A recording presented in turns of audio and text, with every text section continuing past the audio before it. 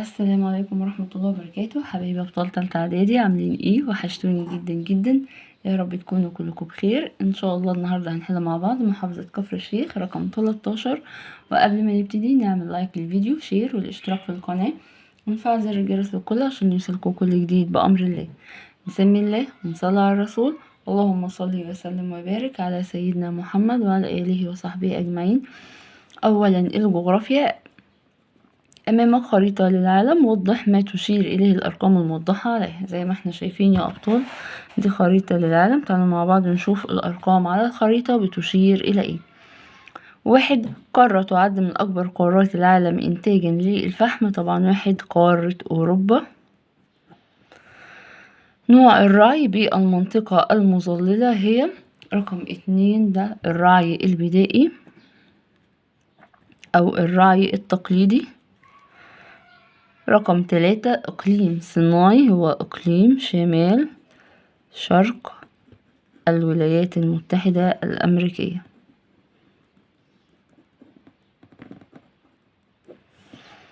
تعد أولى دول العالم إنتاجا لقصب السكر هي دولة البرازيل. رقم ب، اختر الإجابة الصحيحة من ما بين القوسين. تنتشر على هوامش الغابات الاستوائية الزراعة ايه؟ الزراعة البدائية بتنتشر على هوامش الغابات الاستوائية. المنتج الثاني من حيث الأهمية للثروة الحيوانية هو ايه؟ الألبان.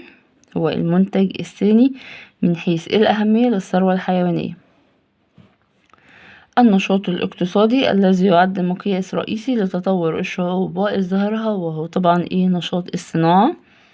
تحد دولة بنين دولة نيجيريا من جهة ايه؟ من جهة الغرب.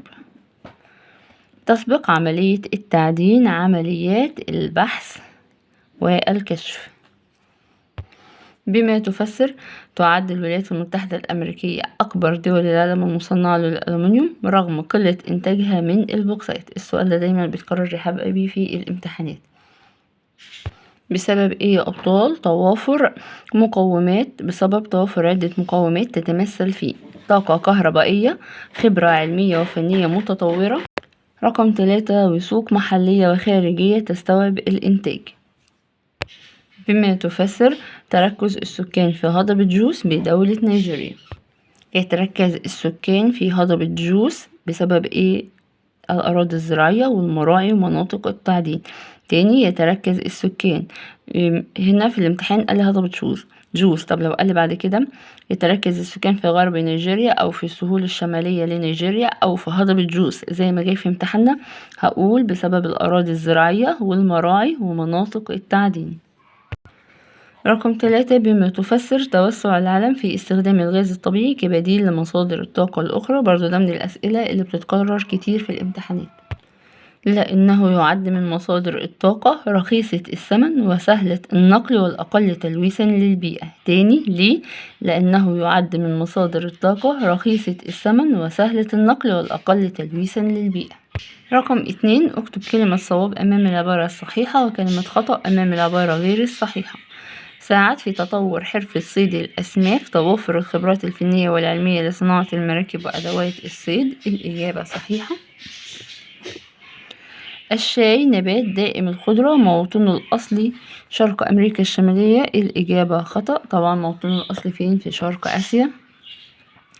يستخدم الفحم في توليد الطاقة الكهرومائية. الإجابة خطأ، الفحم والبترول والغاز الطبيعي بيستخدموا في توليد الطاقة الكهرباء الحرارية. يبقى الفحم ومعهم البترول والغاز الطبيعي بيستخدموا في توليد الكهرباء الحرارية. يتم صيد الحيتان من المحيطات للاستفادة من لحومها وشحومها. الإجابة هنا صحيحة. تنتمي جزيرة هونشو اليابانية إلى إقليم روسيا وأوكرانيا الصناعي. الإجابة خطأ. دلل وجود علاقات اقتصادية قوية بين جمهوريتي مصر ونيجيريا. توجد علاقات قوية بين مصر ونيجيريا خاصة الاقتصادية، لأن مصر لأن مصر بتصدر إلى نيجيريا الأسمدة والمعدات الثقيلة والأسلاك النحاسية والإطارات والمحولات الكهربائية ومواسير الألمنيوم. أما تستورد مصر من نيجيريا السلع الزراعية وأهمها الحبوب الزيتية. دليل تعد الولايات المتحدة الأمريكية القوة الصناعية الأولى في العالم. ليه أبطال؟ لأنها تتمتع بموارد طبيعية وفيرة ومتنوعة ممن أدى إلى تعدد الأنشطة الاقتصادية وضخامة إنتاجها. تاني، تعد الولايات المتحدة الأمريكية القوة الاقتصادية الأولى في العالم لأنها تتمتع موارد طبيعية وفيرة ومتنوعة ممن أدى إلى تعدد الأنشطة الاقتصادية وضخامة إنتاجها. ماذا يحدث إذا توسعت مصر في استخدام الطاقة الشمسية؟ اللي هيحصل لو مصر توسعت في استخدام الطاقة الشمسية أبطال، هقوله سوف يؤدي ذلك إلى زيادة إنتاج مصر من مصادر الطاقة النظيفة والغير قابلة للنفاذ. تاني، سوف يؤدي ذلك إلى زيادة إنتاج مصر من مصادر الطاقة النظيفة والغير قابلة للنفاذ. ثانيا، التاريخ اختر الإجابة الصحيحة. توقيع اتفاقية الجلاء عن مصر في أكتوبر 1954 حققت القضاء على الاستعمار. امتنعت عن التصويت على مشروع قرار تقسيم فلسطين عام 47. من اللي امتنعت عن التصويت هي بريطانيا. شارك في وضع خطة عبور قناة السويس في حرب أكتوبر 73. اللي شارك في وضع خطة عبور قناة السويس هو مين؟ سعد الدين الشاذلي. ساهمت المرأة المصرية في الدفاع عن حقوقها في بداية القرن العشرين من خلال الصحف النسائية. دلل لم تحقق معاهدة 36 الاستقلال الحقيقي لمصر. لم تحقق معاهدة 36 الاستقلال الحقيقي لمصر، حيث قامت قوات الاحتلال البريطاني بحصار قصر عابدين في فبراير 1942 لإجبار الملك فاروق على تعيين مصطفى النحاس باشا رئيسا للحكومة. تاني، لم تحقق معاهدة 36 الاستقلال الحقيقي لمصر، حيث قامت قوات الاحتلال البريطاني بحصار قصر عابدين في فبراير 42 لإجبار الملك فاروق على تعيين مصطفى النحاس باشا رئيسا للحكومة، بما تفسر دلل لفلسطين أهمية خاصة في قلب كل عربي. طبعا عشان سؤالنا دلل هنبتدي بحيث، أقول كده: حيث ولد فيها السيد المسيح عليه السلام، أسري إليها بسيدنا محمد صلى الله عليه وسلم، وبها المسجد الأقصى أولى القبلتين وثالث الحرمين. دلل إن اختيار السلام بديلا عن الحرب يعود بالنفع على مصر والوطن العربي. هنا يا حبايبي طالب مننا مزايا السلام. السؤال أهو: إن اختيار السلام بدلا من الحرب التي تستنزف كافة الموارد الاقتصادية والبشرية يعود بالنفع على الدول العربية. هقول حيث يحقق: 1. الاستقرار الداخلي للبلاد العربية. 2. دفع عجلة التنمية الاقتصادية والاجتماعية وإصلاح البنية الأساسية للبلاد. رقم 4. تشجيع رؤوس الأموال العربية والأجنبية للاستثمار في مصر وغيرها من الدول العربية. تنشيط حركة السياحة ممن يؤدي إلى زيادة الدخل القومي وتوفير العملات الأجنبية. إقامة المشروعات الوطنية وتحقيق التنمية في مصر بشكل خاص ومنطقتنا العربية بشكل عام. رقم ج. اكتب الاسم الذي تدل عليه كل عبارة من العبارات الآتية. يقصد بها تصدي القوات المصرية للاعتداءات الإسرائيلية عقب عدوان 5 يونيو 67. دي حبايبي مرحلة الصمود والتصدي. مرحلة الصمود والتصدي. دستور أكد على سيادة القانون واستقلال القضاء وإقرار مبادئ التعددية الحزبية. ده دستور 1971، أو ممكن أقول عليه الدستور الدائم. يبقى كده دستور 1971، وممكن أقول الدستور الدائم. خط الدفاع الإسرائيلي في هضبة الجولان على الجبهة الإسرائيلية. خط الدفاع الإسرائيلي كان في سوريا بيطلق عليه آلون، أما في مصر كان بيطلق عليه بارليف. السؤال رقم 4: لمن تنسب الأعمال التاريخية الآتية؟ تولى قيادة سلاح الطيران الذي مهد الضربة الجوية لضربة جوية ناجحة في حرب أكتوبر 73. أول ما يقولي سلاح الطيران في أو الضربة الجوية في حرب أكتوبر 73 هو محمد حسني مبارك. محمد حسني مبارك. شغلت منصب رئيس اللجنة التشريعية بمجلس الشعب لمين؟ الدكتورة آمال عثمان. تسلم السلطة بمصر في يوليو 2013 وكان رئيس المحكمة الدستورية العليا عدلي منصور. أذاع البيان الأول لثورة 23 يوليو 1952. اللي أذاع مين يا حبايبي؟ هو محمد أنور السادات. محمد أنور السادات.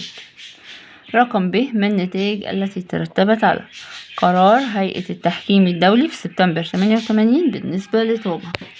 ترتب على ذلك أن أصدرت هيئة التحكيم بمحكمة العدل الدولية في سبتمبر 88 حكمها لصالح مصر، وعادت طابة إلى السيادة المصرية في مارس 1989. ما النتائج التي ترتبت على تشكيل المجتمع المصري اللجان الشعبية أثناء ثورة 25 يناير 2011؟ ترتب على ذلك حماية المنشآت والمناطق. 2 مواجهة أعمال السرقة والحرق والترويع. ما النتائج التي ترتبت على حرب أكتوبر 73؟ النتائج اللي ترتبت على حرب أكتوبر 73: رقم 1، تعد نقطة تحول في الصراع العربي الإسرائيلي، حيث أثبتت أن منطق القوة لا يمنح سلاما. أن منطق القوة لا يمنح سلاما. 2، تحطيم أسطورة الجيش الإسرائيلي الذي لا يقهر وعودة الثقة للمقاتل المصري والعربي. رقم 3، تقويض يعني هدم أسس العقيدة القتالية للقوات الإسرائيلية. انتهاء نظرية الأمن الإسرائيلية بعد انهيار الخطوط الدفاعية والتحصينات القوية مثل خط بارليف. أنهت حالة اللا سلم ولا حرب وأفسحت المجال للمفاوضات السياسية من منطلق القوة العربية. أظهرت أهمية استخدام سلاح النفط العربي. أثرت في العلاقات بين إسرائيل وبعض الدول المحبة للسلام في آسيا وأفريقيا وأوروبا. ج، أعد كتابة العبارتين الآتيتين صحيحة في كراسة الإجابة بعد تصويب ما تحته خط. قام الشعب الفلسطيني بثورة 36 بقيادة مين؟ اللجنة العربية. بقيادة إيه أبطال؟ اللجنة العربية. أنشأ محمد علي مجالس استشارية لا سلطة لها ومنها مجلس المشورة.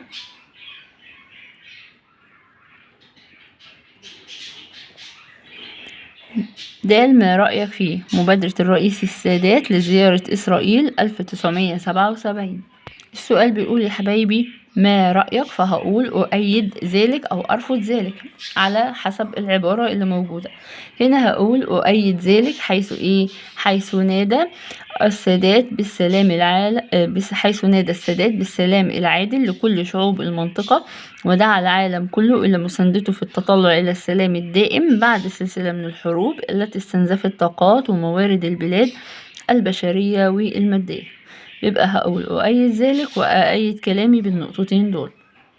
وبكده حبايبي نكون انتهينا من حل محافظة كفر الشيخ. أتمنى يا رب إن الفيديو يكون دخل عليكم بالفهم والنفع والسهولة واليسر، وأتمنى لكم مزيد من النجاح والتفوق والفلاح. ولو استفدت من الفيديو اضغط لايك وشير والاشتراك في القناة وفعل زر الجرس للكل عشان يوصلكم كل جديد بأمر الله. وألقاكم في فيديو آخر، والسلام عليكم ورحمة الله وبركاته.